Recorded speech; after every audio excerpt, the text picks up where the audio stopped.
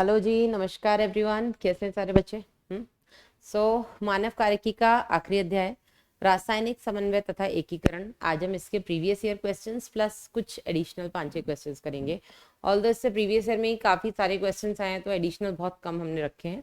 ठीक है, चलिए तो शुरू करते हैं बेटा। सबसे पहला प्रश्न आपकी स्क्रीन पर ये रहा, वह कौन सा हार्मोन है जिससे रक्त वाहिकाएं विस्फारित यानी कि चौड़ी हो जाती हैं, ऑक्सीजन उपभोग बढ़ जाता है तथा ग्लाइकोजिनोलाइसिस होता है। तो बेटा ग्लाइकोजिनोलाइसिस मतलब ग्लाइकोजन का टूटना, मतलब रक्त में ग्लूकोज बढ़ रहा है। ठीक है, साथ ही साथ बेटा ये ऑक्सीजन के उपभोग को भी बढ़ा रही है, मतलब ये कोशिकाओं को बोल रही है जल्दी जल्दी से एक काम करो, इस ग्लूकोज को लो और इसको तोड़ के ऑक्सीजन की उपस्थिति में ज्यादा से ज्यादा मात्रा में एटीपी बनाओ।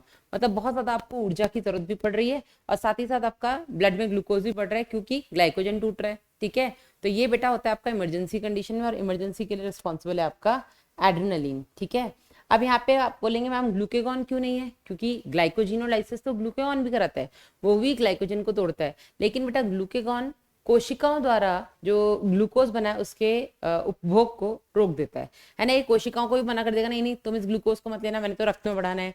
ये और ज्यादा ग्लाइकोजन को भी तोड़ेगा, तो ये ओवरऑल रक्त में ग्लूकोज बढ़ाएगा। जबकि एड्रेनलिन इमरजेंसी कंडीशन में रक्त में भी ग्लूकोज बढ़ाएगा, ग्लाइकोजन को तोड़ के नया ग्लूकोज बना करके वसा और प्रोटीन के माध्यम से। साथ ही साथ बेटा ये कोशिकाओं को भी बोलेगा ज्यादा से ज्यादा ऑक्सीजन की उपस्थिति में इस ग्लूकोज को तोड़ के एटीपी बनाओ ताकि ज्यादा से ज्यादा ऊर्जा मिले, है ना। इसलिए इसका उत्तर होगा आपका एक, यानी कि एड्रेनलिन।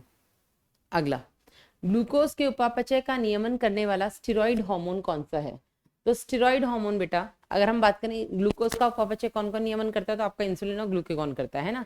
लेकिन ये दोनों बेटा आपके पेप्टाइड हार्मोन यानी कि प्रोटीन है। स्टेरॉइड हार्मोन कौन सा होगा? जो आपके अधिवृक्क वल्कुट से निकल रहा है, एड्रिनल कॉर्टेक्स से निकल रहा है, और एड्रिनल कॉर्टेक्स से निकलने वाला स्टेरॉइड है आपका कॉर्टिसोल, है ना। तो कॉर्टिसोन कॉर्टिसोल कॉर्टिसोल इसका उत्तर हो जाएगा, कॉर्टिकोस्टेरॉन नहीं। तो इसका उत्तर हो जाएगा आपका 3। अगला क्वेश्चन, हार्मोन क्रिया में निम्न में से कौन सा एक द्वितीय संदेशवाहक नहीं होता? द्वितीय संदेशवाहक की जरूरत बेटा किनको पड़ती है? प्रोटीन हार्मोन को, क्योंकि प्रोटीन जो हार्मोन्स हैं उनके ग्राही कहाँ पर उपस्थित होते हैं? कोशिका की झिल्ली पर, है ना। तो उनको अंदर नहीं जाने दिया जाता, तो अंदर ले जाने के लिए वो अपने सेकेंडरी रिसेप्टर्स कोशिका बुलाती है, और सेकेंडरी द्वितीय संदेशवाहक की मदद से वो उस हार्मोन के मैसेज को न्यूक्लियस यानी कि केंद्र तक पहुंचाती है। तो cyclic AMP, cyclic GMP, calcium, ये तीनों बेटा आपके सेकेंडरी मैसेंजर्स हैं यानी कि द्वितीयक संदेशवाहक हैं, सेकेंडरी मैसेंजर्स, है ना। जबकि सोडियम आयन बेटा आपका सेकेंडरी मैसेंजर नहीं है। उत्तर हो जाएगा 1। अगला, एक स्वास्थ्य अपसामान्यता जो वयस्क में थायरॉक्सिन की कमी से होती है, लक्षित होती है, मतलब थायरॉक्सिन की कमी, हम बात कर रहे हैं हाइपोथायरॉयडिज्म की। ठीक है, तो इसके लक्षण है कम उपापचयी दर, ठीक है, मेटाबॉलिक रेट कम हो गया, ऊतकों में जल को रोकने की प्रवृत्ति, ठीक है, और शारीरिक वजन में वृद्धि। तो शारीरिक वजन के में वृद्धि भी हो रही है, और ऊतक में जल को रोका जा रहा है, तो ऊतक में फूलन आ जा रही है, मतलब कोशिकाएं फूल रही है ना, जल उसमें रुकेगा तो फूल जाएंगी। तो ये बेटा होता है आपका मिक्स एडेमा।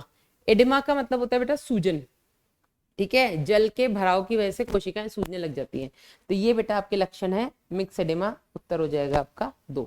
ठीक है, चलिए। हालांकि क्रेटिनिज्म, सामान्य घेंगा, हाइपोथायरॉयडिज्म, हाइपोथायरॉयडिज्म मतलब थायरॉक्सिन की कम मात्रा में स्रावन, तो ये सारे आपके हाइपोथायरॉयडिज्म के ही लक्षण हैं। लेकिन क्योंकि इसमें क्या बोला है, कोशिका में सूजन आ रही है, यानी ऊतकों में सूजन आ रही है, क्योंकि उसमें पानी को रोका जा रहा है, तो सूजन इडेमा, ठीक है, मिक्स इडेमा के ये लक्षण है। उत्तर हो जाएगा आपका 2।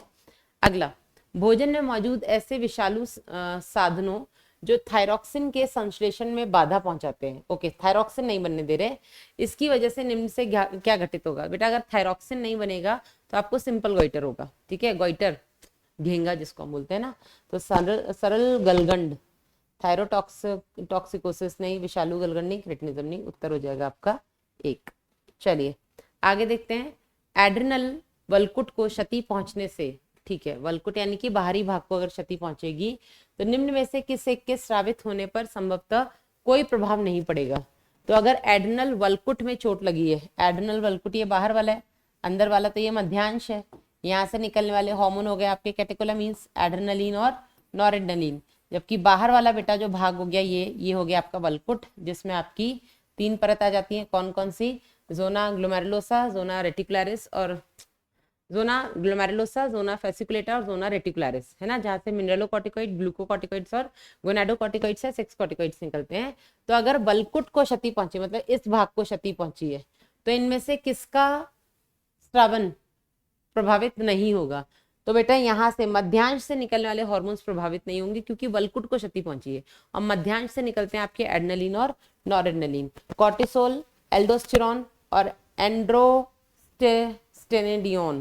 एंड्रोस्टेनेडियोन और डिहाइड्रो एपिएंडोस्टेरॉन। ये बेटा आपके कहाँ से निकलते हैं? ये आपके गोनाडोकॉर्टिकॉइड्स हैं। ये आपका मिनरलोकॉर्टिकॉइड हो गया, ये आपका ग्लूकोकॉर्टिकॉइड हो गया। ये तीनों बेटा क्या हैं? ये तीनों आपके ये वलकुटी हार्मोन है, यानी ये वलकुट से निकलने वाले हार्मोन है, जबकि एड्रेनलिन आपके मध्यांश से निकलता है। तो अगर वलकुट में चोट लगी है तो मध्यांश से निकलने वाला हार्मोन प्रभावित नहीं होगा। उत्तर हो जाएगा इसका 1। आगे बढ़ते हैं। निम्न में से कौन सा एक जोड़ा गलत मिलाया गया है? ठीक है, कॉर्पस ल्यूटियम गलत निकालना है ना। कॉर्पस ल्यूटियम से प्रोजेस्टेरॉन निकलता है, बिल्कुल सही है। इंसुलिन की कमी से रोग है ना, मधुमेह होगा, बिल्कुल सही है। ग्लूकेगॉन बीटा कोशिकाओं का मतलब बीटा कोशिकाओं से निकलता नहीं बेटा, ग्लूकेगॉन अल्फा कोशिकाओं से निकलता है, बीटा कोशिकाओं से आपका इंसुलिन निकलता है, राइट। सोमैटोस्टेटिन अग्नाशय की डेल्टा कोशिकाओं से निकलता है, बिल्कुल सही है। तो इसका सही हो जाएगा 3, क्योंकि ये गलत मिलान है। नेक्स्ट, निम्न में से किस एक का जैव प्रौद्योगिकी विधि द्वारा व्यापारिक स्तर पर उत्पादन किया जा रहा है? तो बेटा हम पढ़ चुके हैं, ह्यूमुलिन, है ना। ह्यूमुलिन है आपका मानव इंसुलिन। तो मॉर्फिन, कुनैन, इंसुलिन, निकोटीन। इंसुलिन बेटा आर्टिफिशियली बनाया जा रहा है, जिससे हमने देखा था 2 पॉलीपेप्टाइड चेन्स हैं, ए और बी, और इन दोनों को आपस में हमने डाइसल्फाइड बंध से जोड़ा है, ठीक है। चलिए, एक हार्मोन, उसके स्रोत तथा कार्य को निम्नलिखित में से किस एक में सही मिलाया गया? सही निकालना है, ठीक है। नॉरएपिनेफ्रिन और एपिनेफ्रिन, एड्रेनलिन, नॉरेड्रेनलिन एक ही है, ठीक है। एपिनेफ्रिन और एड्रेनलिन एक है, नॉरएपिनेफ्रिन, नॉरेड्रेनलिन एक है। एड्रेनल मेडुला से निकलते हैं, बिल्कुल सही बात है। हृदय स्पंदन, श्वसन दर तथा सतर्कता को, सतर्कता नहीं है ये, सतर्कता है ना, इसको बढ़ाते हैं, बिल्कुल सही बात है। इमरजेंसी में निकल रहे ना, इमरजेंसी में यही सब होता है। ग्लूकेगॉन द्वीपिकाओं की बीटा कोशिकाओं से नहीं बेटा, अल्फा कोशिकाओं से निकलता है, गलत हो गया। प्रोलैक्टिन पश्च पिट्यूटरी से नहीं निकलता है बेटा, प्रोलैक्टिन आपका निकलता है अग्र पिट्यूटरी से, ठीक है। पश्च पिट्यूटरी से आपका निकलता है ऑक्सीटोसिन, ठीक है। वैसोप्रेसिन पश्च पिट्यूटरी से निकलता है और ये मूत्र द्वारा जल की हानि को बढ़ाता है, नहीं बेटा, जल की हानि को ये कम करता है। तो ये भी आपका गलत हो गया। तो सही पूछा गया था, सही हो जाएगा आपका 1, ठीक है। ओहो, मैं भूल गई बेटा, आई एम सो सॉरी। एक बच्ची ने मुझे पिछले वीडियो में लिख के दिया था, मैम प्लीज आप क्वेश्चन बता के साइड हो जाया करिए, क्योंकि हम खुद भी सॉल्व करते हैं। आई एम सो सॉरी, मैं भूल गई थी, अभी मुझे याद आ रहा है, ठीक है।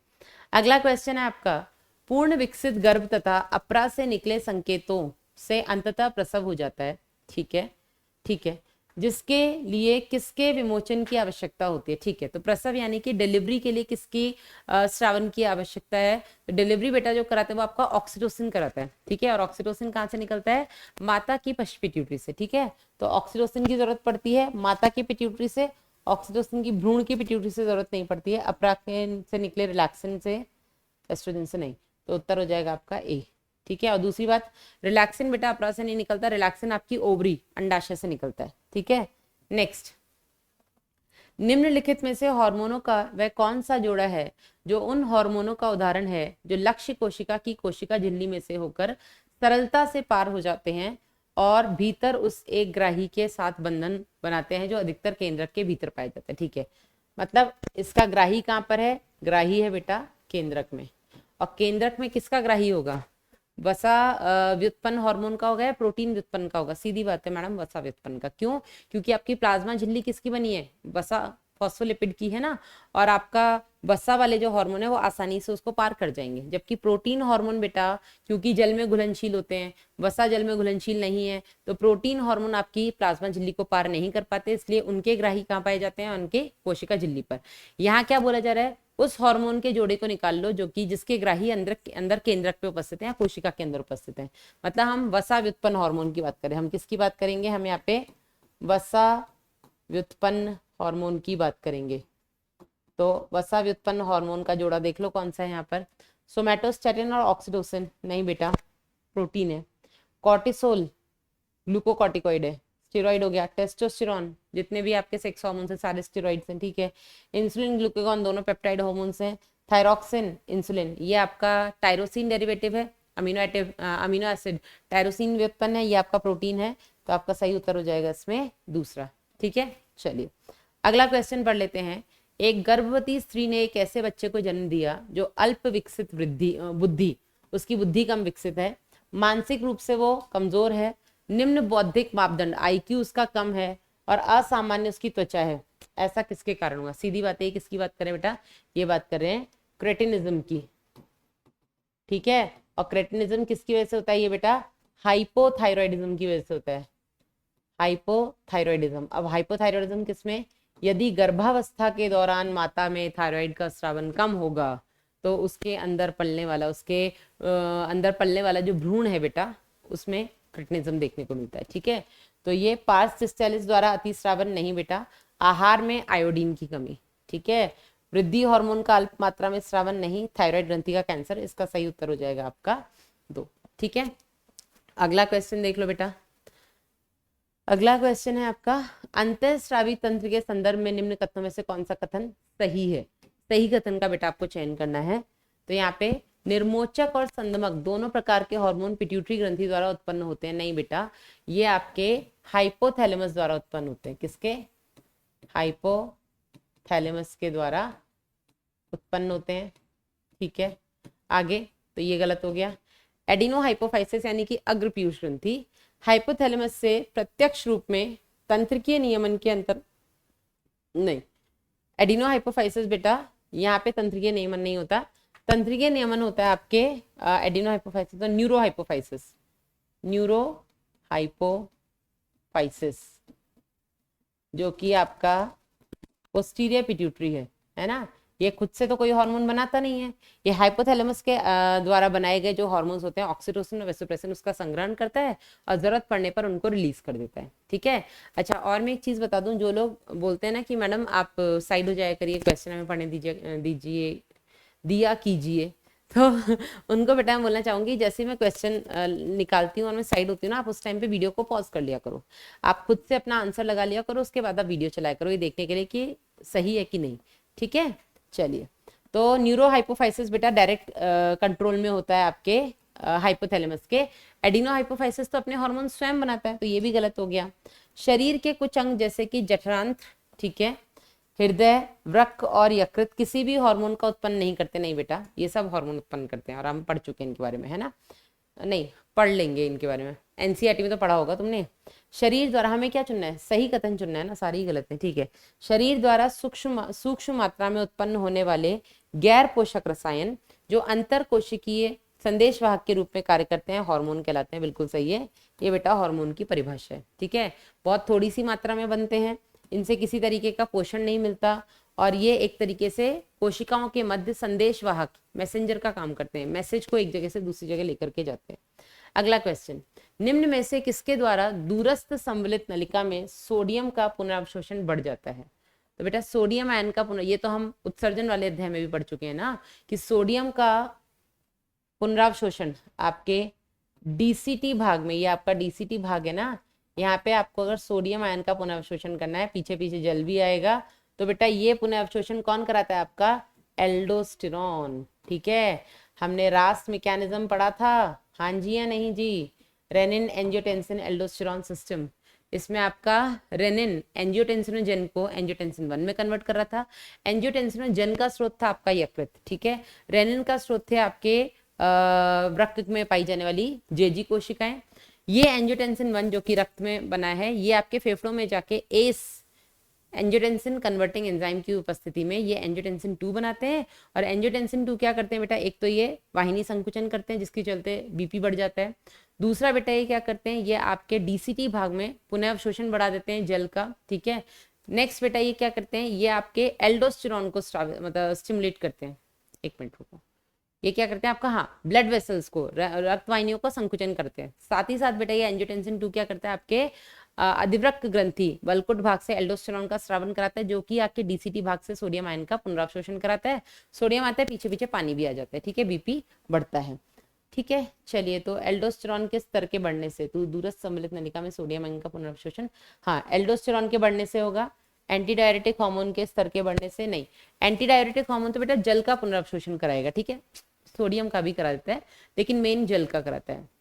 हमने देखा था कि दूरस्थ सम्मिलित नलिका यानी कि डीसीटी भाग में बेटा जो पुनरावशोषण होता है वो परिस्थिति अनुसार होता है, जरूरत के हिसाब से होता है, जरूरत है तो होगा, नहीं है तो बिल्कुल नहीं होगा, ठीक है। एल्डोस्टेरॉन के स्तर के घटने से, एंटीडायरेक्ट के घटने से बिल्कुल नहीं, बढ़ने से होता है। उत्तर हो जाएगा आपका एक। नेक्स्ट क्वेश्चन देख लीजिएगा बेटा, हाँ जी, हार्मोन की पहचान के साथ उसके सही स्रोत और उसके कार्य के सही मिलान का मतलब चयन कीजिए। ऑक्सीटोसिन पश्च पीयूष ग्रंथि से आता है, ठीक है। दुग्ध ग्रंथियों का विकास और रखरखाव, नहीं बेटा ये दुग्ध ग्रंथियों का विकास और रखरखाव नहीं करता है, हाँ जी, ये तो मिल्क इजेक्शन है, दुग्ध का स्रावन करवाता है, ठीक है। मेलेटोनिन पीनियल ग्रंथि से निकलता है, बिल्कुल सही बात है। शरीर के दैनिक लय का नियमन करता है, बिल्कुल सही है, 24 आवर रिदम को मेंटेन करता है, ठीक है, आपको सही तो चुनना है, ठीक है। प्रोजेस्टेरॉन कॉर्पस ल्यूटियम से आता है और ये स्त्रियों में द्वितीयक लैंगिक अंगों की वृद्धि तथा क्रियाओं को प्रेरणा करता है, नहीं बेटा ईस्ट्रोजन करता है। एट्रियल नेट्रियोरेटिक फैक्टर हृदय के निलयनी आलिंद भित्ति से आता है, हृदय की आलिंद, नाम में ही है ना एट्रियल, एट्रियल मतलब आलिंद। और रक्तदाब को बढ़ाता है, नहीं बेटा ये रक्तदाब को कम करता है, घटाता है, ठीक है, तो सही उत्तर हो जाएगा आपका 2। नेक्स्ट क्वेश्चन, फाइट या फ्लाइट अभिक्रियाओं के कारण किसका सक्रियण होता है? तो फाइट या फ्लाइट बेटा, फियर फाइट फ्लाइट, डर लड़ाई और उड़ते समय बेटा आपका, ये इसको हम आपातकालीन अवस्था बोलते हैं या आपातकालीन सिचुएशन है ये, ठीक है। और आपातकालीन अवस्था में क्या होता है बेटा, आपका एड्रेनलिन निकलता है, ठीक है, कहाँ से निकलता है, आपके अधिवृक्क मध्यांश से निकलता है, एड्रेनल मेड्यूला से निकलता है। तो पैराथायराइड ग्रंथियों का जिसके कारण उपापचयी दर बढ़ जाती है, नहीं बेटा। वृक्क का जिसके कारण रेनिन एंजियोटेंसिन एल्डोस्टेरोन पथ में कमी हो जाती है, बिल्कुल नहीं। अधिवृक्क मध्यांश का जिसके कारण एपिनेफ्रिन और नॉरएपिनेफ्रिन का स्रावन बढ़ जाता है। अग्नाशय का जिसके कारण रुधिर, तो इसका सही उत्तर हो जाएगा आपका 3। नेक्स्ट, मानव इंसुलिन के 2 पॉलीपेप्टाइड आपस में किसके द्वारा, ये बेटा अभी हमने बताया था, ए और बी 2 चेन्स होती हैं जो कि आपस में 2 डाइसल्फाइड बंध द्वारा जुड़ी होती है, ठीक है। हाइड्रोजन फॉस्फोडाइस्टर सही संयोजी और डाइसल्फाइड, सही उत्तर हो जाएगा आपका 4। नेक्स्ट, हार्मोनों के निम्नलिखित युग्मों में से कौन सा युग्म एक दूसरे का विरोधी नहीं है, एक दूसरे का ऑपोजिट नहीं है? तो पैरेथ हार्मोन और कैल्सिटोनिन ऑपोजिट है। पैरेथ हार्मोन बेटा रक्त में कैल्शियम के स्तर को बढ़ाता है, ठीक है, रक्त में कैल्शियम स्तर बढ़ाता है। थायरोकैल्सिटोनिन बेटा रक्त में कैल्शियम के स्तर को कम करता है, ठीक है। इंसुलिन ग्लूकागॉन, इंसुलिन बेटा रक्त शर्करा को कम करती है, जबकि ग्लूकागॉन बेटा रक्त शर्करा को बढ़ाती है या बढ़ाता है, ठीक है। एल्डोस्टेरॉन और एट्रियल, ठीक है, एल्डोस्टेरॉन बेटा रक्तदाब को बढ़ाएगा, बीपी इंक्रीज करेगा, कैसे? सोडियम आयन और जल का पुनः अवशोषण करा के डीसीटी भाग से, जबकि एएनएफ बेटा बीपी को कम करता है, कैसे? आपकी वाहिनियों का फैलाव करके, ठीक है। रिलैक्सिन और इनिबिन ये दोनों एक दूसरे के ऑपोजिट नहीं है, ठीक है, तो सही उत्तर हो जाएगा इसका 4। नेक्स्ट, मादाओं में जीएनआरएच पल्स बारंबारता बदलाव का नियंत्रण किसके परिसंचरण स्तरों द्वारा होता है? ठीक है, जीएनआरएच बेटा कहाँ से आता है? जीएनआरएच आता है आपके हाइपोथैलेमस से, ठीक है। और ये क्या करता है बेटा, ये आपके जीएनआरएच आया, ये आपके अग्र पीयूष ग्रंथि यानी कि एंटीरियर पिट्यूटरी से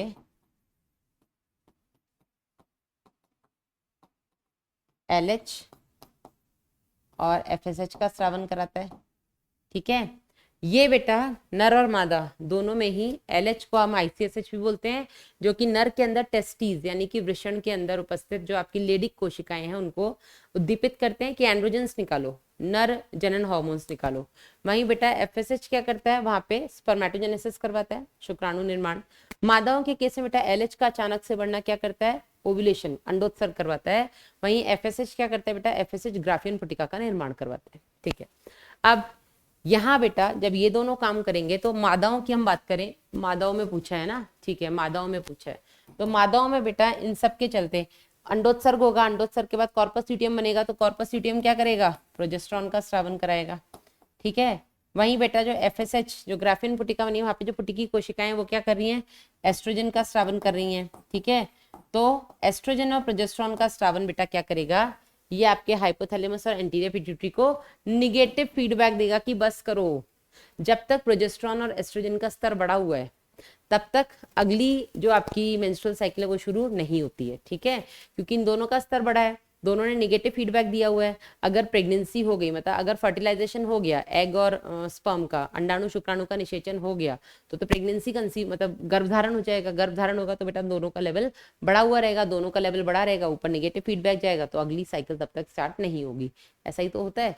तो बेटा ईस्ट्रोजन और प्रोजेस्टेरॉन का, ईस्ट्रोजन और प्रोजेस्टेरॉन का इनेबिन नहीं है, केवल प्रोजेस्टेरॉन नहीं है, इनेबिन नहीं है, तो उत्तर हो जाएगा आपका 1। ठीक है, अगला क्वेश्चन देख लेते हैं। अमीनो अम्ल ट्रिप्टोफैन किसके संश्लेषण के लिए पूर्वगामी होता है? तो बेटा हमने देखा है, एनसीईआरटी में भी लिखा है कि आपके अमीनो अम्ल व्युत्पन्न हार्मोन्स हैं आपके टायरोसिन अमीनो अम्ल है। टायरोसिन अमीनो अम्ल से बनता है आपका एड्रेनलिन, नॉरएड्रेनलिन और थायरॉक्सिन। ठीक है, वहीं बेटा आपका दूसरा है अमीनो अम्ल है ट्रिप्टोफैन। ट्रिप्टोफैन से बनता है आपका मेलेटोनिन, दूसरा बनता है बेटा आपका सीरोटोनिन। ठीक है, तो यहाँ पर बेटा मेलेटोनिन और सीरोटोनिन दोनों ही आपके ट्रिप्टोफैन से बनते हैं। थायरॉक्सिन टायरोसिन से बनता है। ट्राईआइडोथेरोनिन, इसके लिए बेटा टायरोसिन चाहिए। ईस्ट्रोजन प्रोजेस्टेरॉन तो स्टेरॉइड हार्मोन्स हैं, और कॉर्टिसोल कॉर्टिसोन भी स्टेरॉइड हार्मोन्स हैं, तो इनके लिए कोई भी अमीनो अम्ल नहीं चाहिए। उत्तर हो जाएगा आपका 1।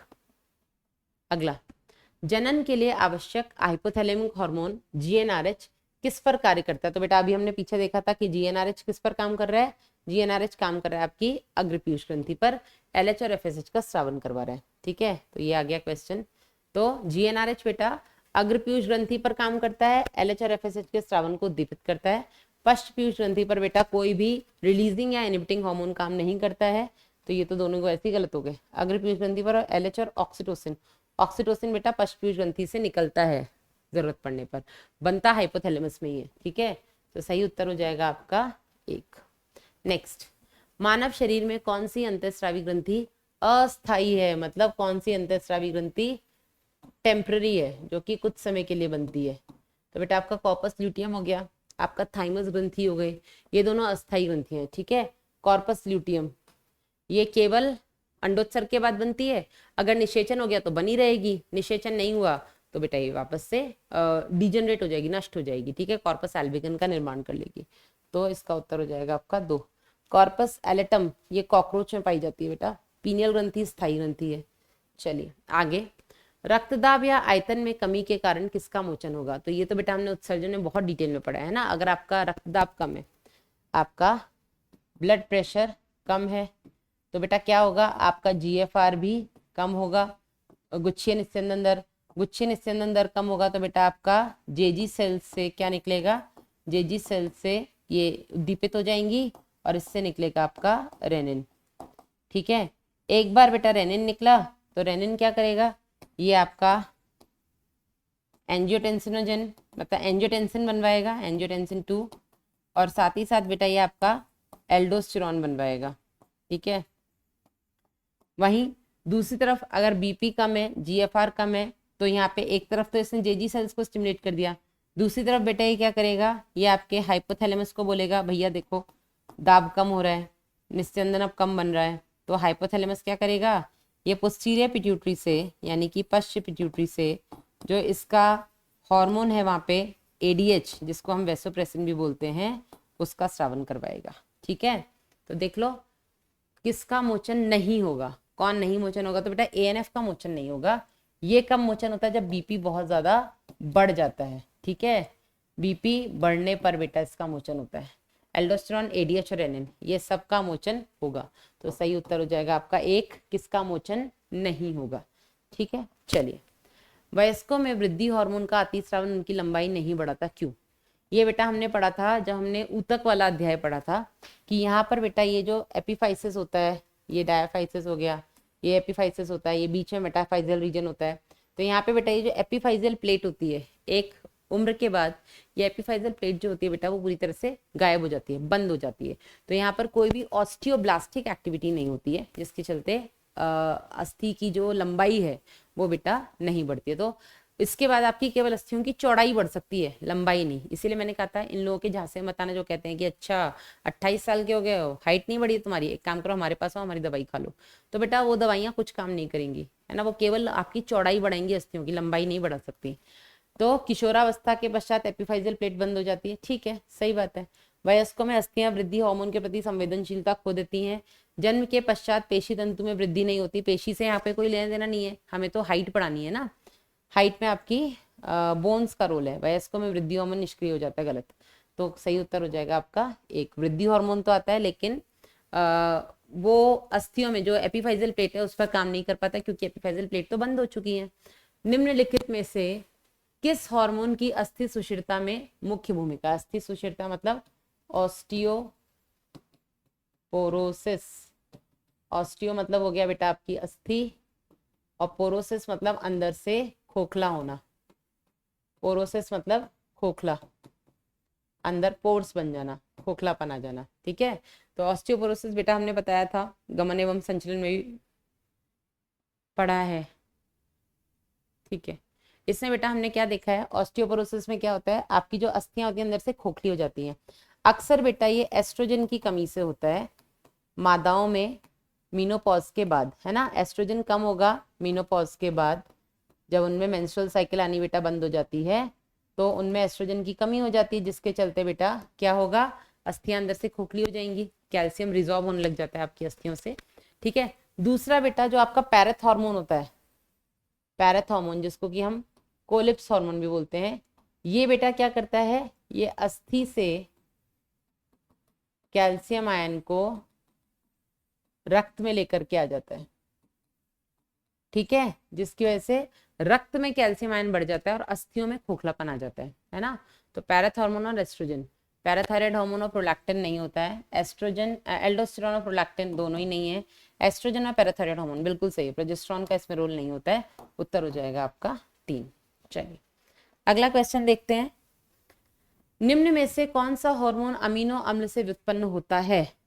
एस्ट्रियोल नहीं होता, एपिनेफ्रीन होता है, टायरोसिन से, किससे होता है बेटा ये, टायरोसिन अमीनो अम्ल से व्युत्पन्न हार्मोन है, एस्ट्राडायोल और एक्डाइसोन नहीं।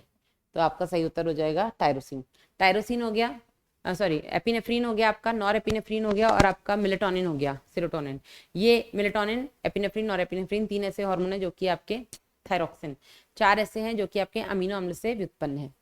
अगला देख लेते हैं, पीयूष ग्रंथि के अग्रपिंड के नष्ट होने से बेटा कौन सा रोग होता है? अगर पीयूष ग्रंथि का अग्रपिंड मतलब एंटीरियर पिट्यूटरी अगर बेटा नष्ट हो जाता है तो उससे जितने भी हार्मोन्स निकल रहे हैं आपके, growth hormone stimulating, growth hormone हो गया, प्रोलैक्टिन हो गया, मेलानोसाइट स्टिमुलेटिंग हो गया, आपके जितने भी हार्मोन्स जो कि अग्रपीयूष ग्रंथि से निकल रहे हैं, LH FSH वगैरह, एड्रेनोकॉर्टिकोट्रोपिक हार्मोन, इन सब का बेटा इन सब की कमी आ जाएगी क्योंकि अग्रपीयूष ग्रंथि नष्ट हो गई है। तो बेटा इन सब की कमी से जो मिलने वाला रोग होता है उसको हम बोलते हैं साइमंड्स रोग। सही उत्तर है इसका 3, ठीक है। चलिए आगे मैच कर दो भैया। इंसुलिन की कमी से डायबिटीज मेलाइटस होता है, डायबिटीज मेलाइटस ए का हो जाएगा 5, ए का 5, लो 2 आ गए, 2 घट गए। थायरॉक्सिन एडिसन रोग बेटा आपके अग्र मतलब आपका कौन सा है, अधिवृक्क वल्कुट की कमी से होता है ना। डायबिटीज इंसिपिडस आपके ADH की कमी से होता है। एक्रोमेगैली आपका अत्यधिक श्रावण होता है किसका, वृद्धि हार्मोन का, कब, वयस्कों में, तो डी का 3 है, डी का 3 हो जाएगा, ठीक है। वृद्धि हार्मोन का अत्यधिक श्रावण वयस्कों में एक्रोमेगैली कॉज करता है ना, तो डी का 3 हो जाएगा, ठीक है, डी का 3 दोनों में सही है। कॉर्टिकॉइड्स, तो कॉर्टिकॉइड्स बेटा हो गए आपके अधिवृक्क वल्कुट से निकलने वाले हार्मोन्स और इनकी कमी से होता है आपका एडिसन रोग, तो सी का हो जाएगा 1, सी का 1, यहाँ 2 है तो ये आपका गलत हो गया, आंसर आ चुका है हमारा। और थायरॉक्सिन की कमी से बेटा गलगंड होगा यानी कि आपका गोइटर होगा, तो बी का हो जाएगा 4, बी का 4 सही उत्तर हो गया आपका 1। अगला देख लो, यहाँ पे फिर से मैच कर लो, चलो आ जाओ। पीयूष ग्रंथि, थायराइड ग्रंथि, अधिवृक्क का अग्नाशय, तो सबसे पहले अग्नाशय ले लेते हैं। अग्नाशय से इंसुलिन आता है, इंसुलिन की कमी से डायबिटीज मेलाइटस होता है, तो डी का 2 हो जाएगा, डी का 2, डी का 2, ठीक है। अधिवृक्क ग्रंथि की कमी से, वल्कुट की कमी से आपका एडिसन रोग हो जाएगा, तो सी का 4, सी का 4, सी का 4, सी का 4, ये रहा, ये भी गलत हो गया। ठीक है, चलो आगे आंसर हमारा। फिर नेक्स्ट है आपका थायराइड ग्रंथि। तो थायराइड ग्रंथि के अत्यधिक स्रावन से ग्रेव्स रोग होता है, एक्सोप्थेल्मिक गोइटर। तो बी का वन। ठीक है, और पीयूष ग्रंथि की पश्च पीयूष ग्रंथि से एडीएच अगर कम होगा तो बेटा डायबिटीज इंसिपिडस होता है। तो ए का हो गया 3। ठीक है, उत्तर हो गया आपका सेकंड। चलो आगे बढ़ते हैं बेटा। अगला क्वेश्चन, सही कथन का चयन करें। चुन लो भैया सही को। ग्लूकेगॉन हाइपोग्लाइसीमिक होता है। नहीं बेटा, ग्लूकेगॉन रक्त में ग्लूकोज के स्तर को बढ़ाता है। तो ये बेटा आपका हाइपरग्लाइसीमिक होगा। गलत हो गया, आपको सही कथन का चयन करना है ना। इंसुलिन अग्नाशयी कोशिकाओं एवं एडिपोसाइट्स पर क्रिया करता है। एडिपोसाइट्स बेटा आपकी वसा कोशिकाएं हो गई। ठीक है, बिल्कुल सही है। और अग्नाशयी पे नहीं बेटा, ये यकृत कोशिकाओं पर काम करता है। ठीक है, तो ये भी गलत हो गया। इंसुलिन हाइपरग्लाइसीमिक से संबंधित तक नहीं बेटा, इंसुलिन रक्त में शर्करा को कम करता है। तो ये हाइपोग्लाइसीमिक हुआ, रक्त में शर्करा को कम करता है। ग्लूकोकॉर्टिकॉइड्स ग्लूकोनियोजेनेसिस को प्रेरित करते हैं। बिल्कुल सही बात है, ग्लूकोकॉर्टिकॉइड्स भी क्या करते हैं, रक्त में शर्करा को बढ़ाते हैं। और रक्त शर्करा को बढ़ाने के लिए बेटा ये नया ग्लूकोज बनाते हैं, ऐसे स्रोत से जो कि कार्बोहाइड्रेट नहीं है ना। ये वसा और प्रोटीन से ग्लूकोज बनाते हैं, जिसको हम बोलते हैं नया ग्लूकोज बनाना। तो इसका उत्तर हो जाएगा, सही कथन है आपका चौथा। चलिए अगला देख लेते हैं। इरिथ्रोपोइटिन हार्मोन जो कि आरबीसी का निर्माण, इरिथ्रो मतलब आरबीसी, इरिथ्रोसाइट्स, पोइटिन मतलब बनवाना, पोएसिस, जो कि आरबीसी के निर्माण को प्रेरित करता है, उसका उत्पादन कौन करता है। तो बेटा ये आपके जेजी कोशिकाओं से होता है। ठीक है, तो वृक्क की जक्स्टाग्लोमेरुलर कोशिकाएं, सही है। अग्नाशय की अल्फा कोशिकाओं से ग्लूकागॉन निकलता है। रोस्टल अस्थि मज्जा की कोशिकाएं नहीं। ठीक है, तो उत्तर हो जाएगा इसका 1। नेक्स्ट, निम्न में से कौन सा पैराथायराइड हार्मोन के प्रभाव नहीं है। कौन सा पैराथायराइड हार्मोन के प्रभाव नहीं है। उत्तर पिछली साल का क्वेश्चन है बेटा ये। तो पैराथायराइड का काम क्या होता है पहले देख लो। पैराथॉर्मोन बेटा जो होता है पैराथायराइड से निकलता है, पैराथॉर्मोन, जिसको कि हम कोलिप्स हार्मोन भी बोलते हैं। इसको हम कोलिप्स हार्मोन बोलते हैं। और इसका काम क्या होता है आपको पता है। इसका काम है रक्त में कैल्शियम के स्तर को बढ़ाना। ठीक है, रक्त में कैल्शियम को बढ़ाना। अब रक्त में कैल्शियम बढ़ाने के लिए बेटा ये हर उस जगह से कैल्शियम के अवशोषण, पुनः अवशोषण को बढ़ा देगा जहाँ पे कैल्शियम है या जहाँ से कैल्शियम मिल सकता है। तो रक्त में कैल्शियम बढ़ाने के लिए बेटा ये क्या करेगा, ये आपकी अस्थि से कैल्शियम ले आएगा। ठीक है, ये आपके व्रकाणु के नलिकीय भाग से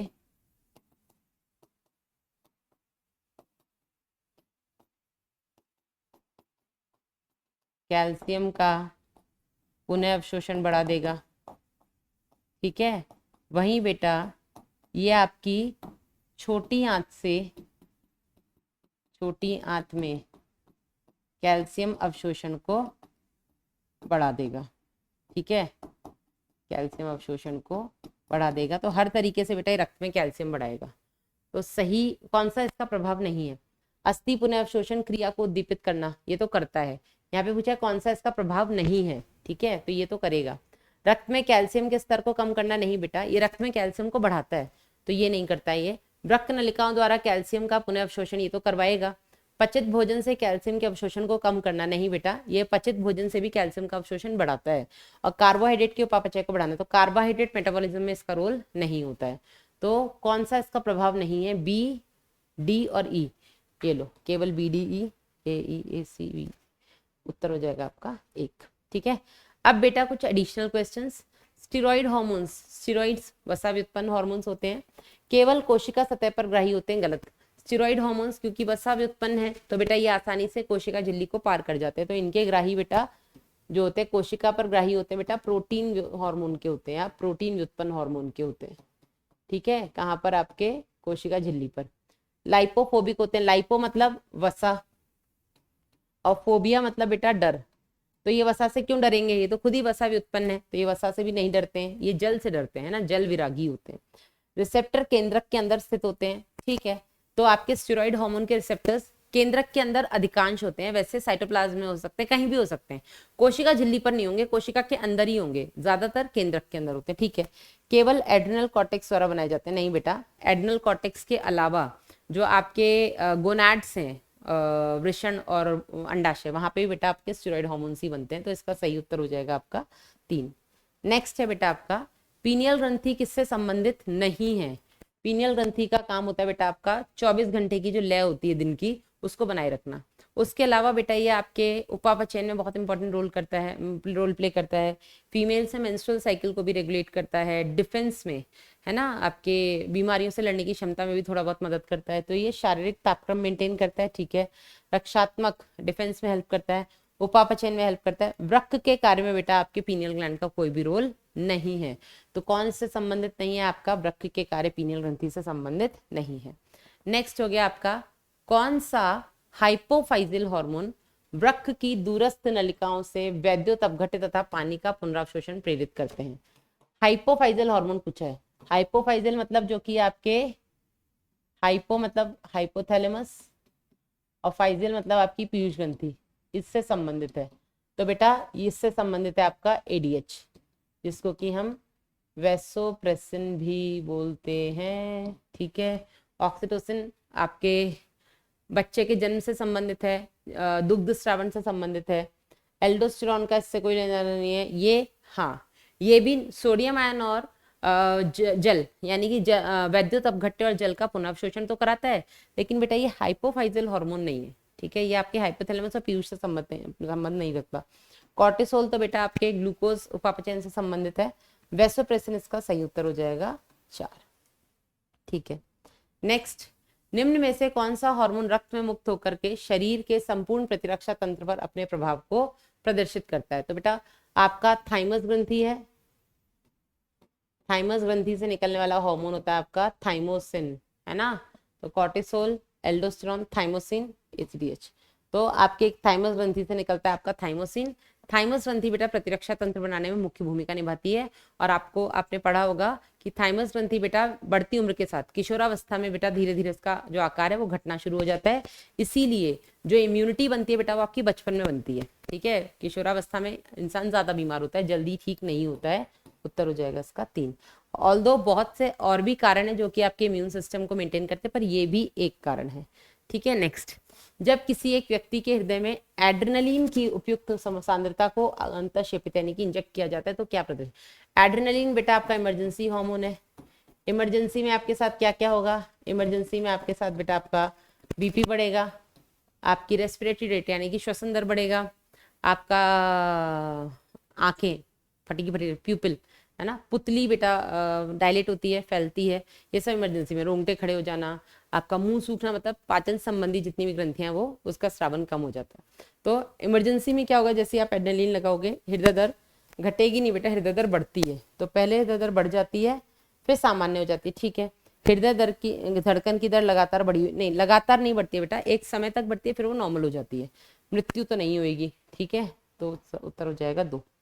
नेक्स्ट हो गया। तो बेटा आपके यहाँ पे हमने 38 क्वेश्चंस प्रैक्टिस किए हैं। इन 38 क्वेश्चंस में से ज़्यादातर क्वेश्चंस हुए हैं जो आपके प्रीवियस ईयर में आए हुए हैं। ऑलमोस्ट सारे टॉपिक उसने कवर किए हैं। यहाँ से यही क्वेश्चंस आते हैं, या तो रोग से संबंधित आ जाएंगे, डायरेक्ट हार्मोन का क्या काम होता है उससे आ जाएंगे। ये चैप्टर मुझे तो बहुत ईजी लगता है, यूं पढ़ लो पूरा, ठीक है। जल्दी हम इसको करेंगे भी। PYQs आपको करवा दिए हैं। NCERT बेटा प्लीज पढ़ने के बाद ही आप लोग ये PYQs का सेशन अटेंड किया करिए, ठीक है। अपना ध्यान रखिएगा, मिलेंगे, बाय बाय।